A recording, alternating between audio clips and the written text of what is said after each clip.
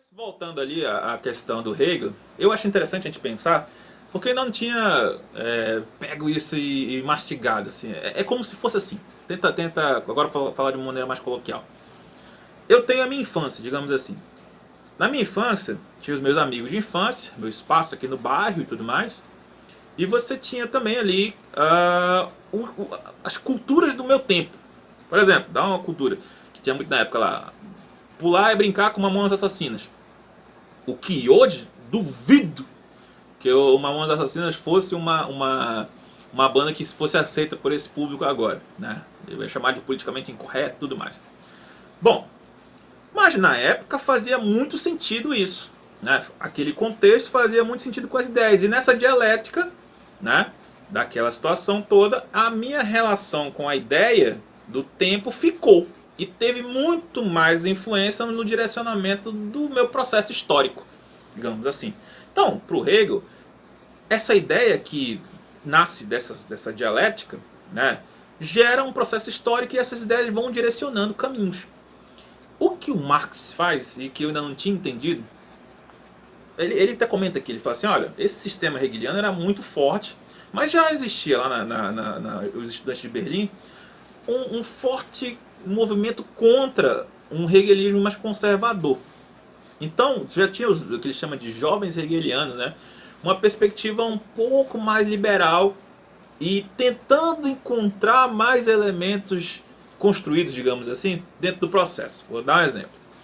Digamos assim, que nesse processo da minha infância, agora pegando de maneira bem mais coloquial, o meu espaço social foi muito mais nesse processo dialético, foi muito mais importante no processo do que as ideias daquele tempo.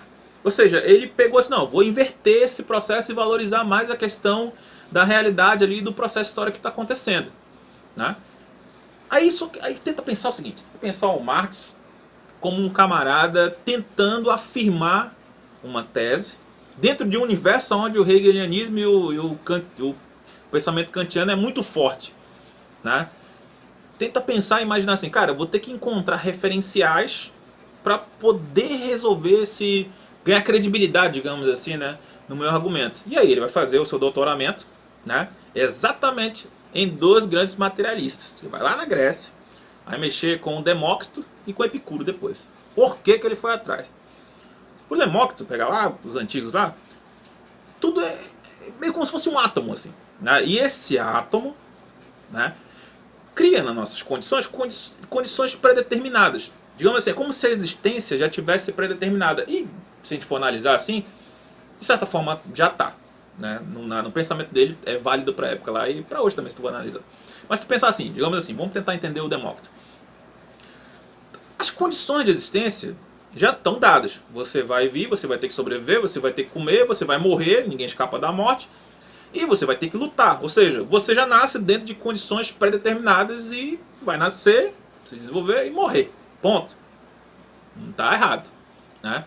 Mas por que o Marx recupera? Ele fala assim, não, pera lá. Ok, recuperamos aqui a questão do atomismo, mas o Demócrito ainda dá um up. Não, desculpa, o Epicuro ainda dá um up nisso. Como é que o Epicuro vai lá e consegue dar esse up? Ele vai chegar e vai falar o seguinte, ó, além das condições estarem predeterminadas, ok, concordamos com o Demócrito. Porém, entre esse intervalo de que você nasceu, desenvolveu e morreu, você fez várias escolhas. E essas escolhas dizem que você tem sim liberdade e um livre arbítrio para poder interferir nesses processos. Ou seja, você está dentro de condições predeterminadas, mas você tem a escolha histórica para determinar, né, um pouco do seu trajeto, do que você está fazendo ali. E ele fez isso de uma maneira sensacional, porque ele rumou uma forma de classificar o materialismo e trazer esse materialismo para poder reforçar o argumento dele de priorizar os elementos da realidade, ou os elementos, né, do processo histórico, aonde não é que o Hegel não valoriza, não é isso. Ele prioriza uma ideia em relação a outra. E o Marx vai dar exatamente essa prioridade para os aspectos mais existenciais. Né? Beleza, conseguimos ali um argumento filosófico, né? Pegamos ali, formamos o raciocínio, só que está faltando alguma coisa. Está faltando mais um critério que talvez esse foi o que deu o tchan lá para o Marx, né? que foi exatamente um livro que estava fazendo sucesso na época, de um camarada chamado Ludwig, né? Vou colocar aqui, Feuerbach. Já exatamente em 41, Marx está lá, novão, né? 23 para 24 anos, e ele vai e lança esse livro, né? Que é a primeira é uma crítica pesada ao cristianismo, ao idealismo cristão, e depois faz uma crítica mais pesada aí nos anos 50, 1951, né? Já a questão metafísica de Deus. O cara faz uma agressão, mas onde é que estão os argumentos ali do Feuerbach? Ele vai lá no positivismo e vai se argumentando em cima das ciências naturais, né?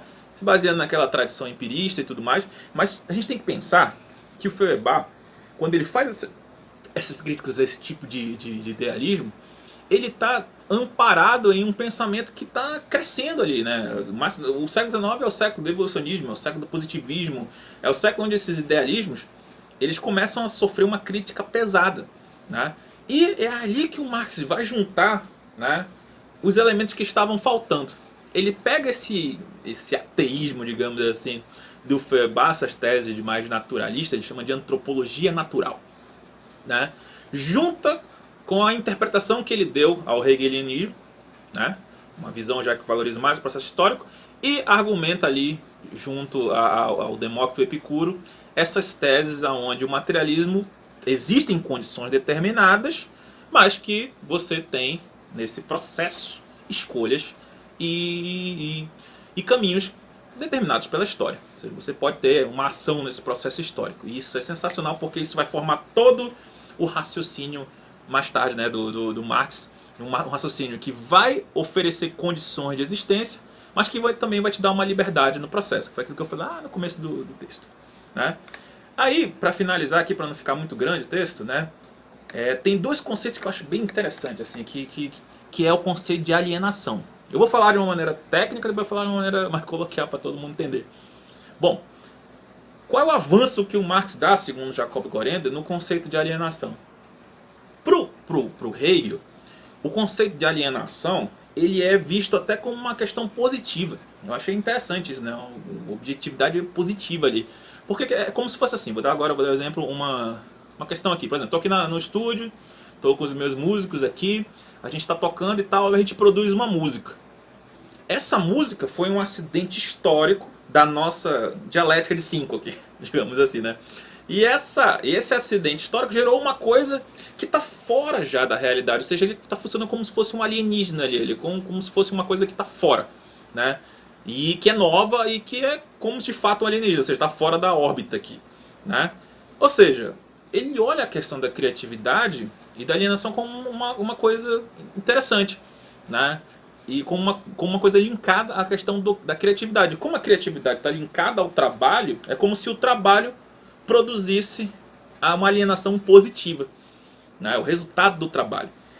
E aí onde é que o Marx vai lá e faz o upgrade, segundo Jacob Gorender, né, na sua tese? Ele fala assim, não, beleza, ok, vocês estão aqui ensaiando, vão produzir uma música, essa música vai ser nova, mas e se vocês produzindo uma música nova continuam ainda sendo sujeitos alienados dentro de uma perspectiva bitolada do rock? Ou seja, você produziu uma coisa nova, criativa, um produto original, mas você está dentro de uma relação ali, né, de alienação, onde você ofereceu o seu domínio para outra pessoa. Ou seja, você está alienado em relação a uma ideologia.